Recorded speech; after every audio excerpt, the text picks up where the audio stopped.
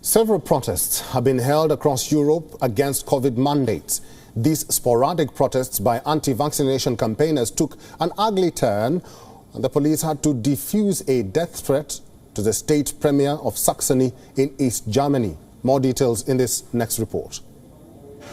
German police said on Wednesday they had foiled a murder plot by anti-vaccination activists in the state of Saxony.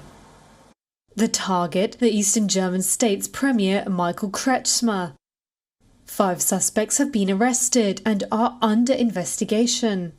Protests against new restrictions on the unvaccinated and plans to make vaccinations compulsory for some groups in Germany have recently become more violent, with increased attacks on doctors, politicians and journalists. The plot to kill Kretschmer had been discussed on Telegram by a group called Dresden Offline Vernetzung, or Dresden Offline Network.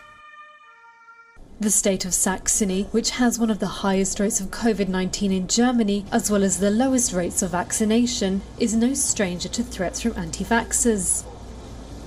In September, a vaccination centre was the target of an arson attack, and in November, protesters holding lit torches gathered outside the home of the state's interior minister. Germany's new Chancellor Olaf Scholz has said his government will not tolerate violent protests against coronavirus restrictions.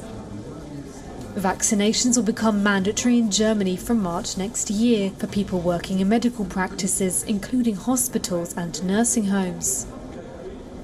WION is now available in your country. Download the app now and get all the news on the move.